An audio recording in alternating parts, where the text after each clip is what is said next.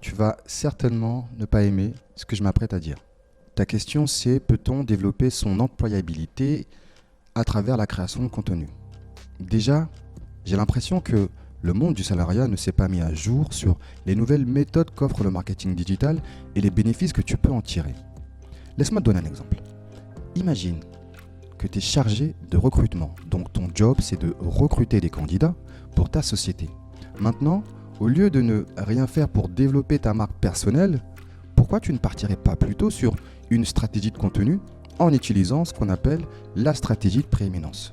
Je le répète souvent. La stratégie de prééminence consiste tout simplement à répondre à toutes les questions que se pose ta cible.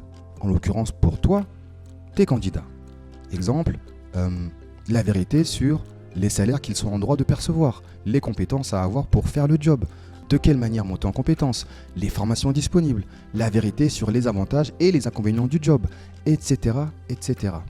En appliquant la stratégie de prééminence via une stratégie de contenu, tu vas t'apercevoir que tu vas devenir un aimant à candidat, qui en plus sont ciblés selon ce que tu recherches. Quels vont être pour toi les bénéfices? Eh bien, 1.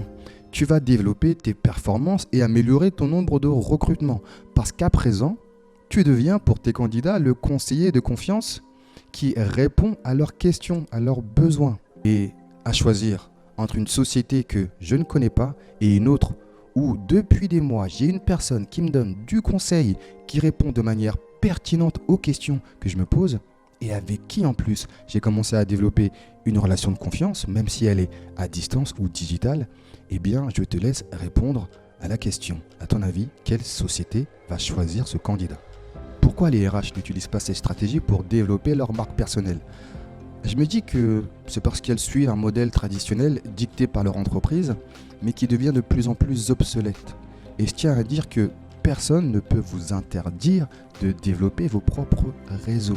Et je mets ma main à couper que si je posais la question, est-ce que vous arrivez à recruter de bons candidats? La réponse serait on galère. Eh bien, changez un peu vos stratégies de recrutement et vous pourriez avoir très rapidement de belles surprises. Je vous laisse également faire un autre exercice. Allez taper le nom d'une société sur YouTube, LinkedIn, sur les réseaux sociaux et regardez les contenus qu'ils créent. Sincèrement, est-ce que ça vous donne envie? Est-ce que ça répond aux questions que vous posez? Est-ce que ça répond aux problématiques que vous avez? Aujourd'hui, grâce aux réseaux sociaux, on peut montrer les compétences, l'expertise qu'on peut avoir sur tel ou tel sujet.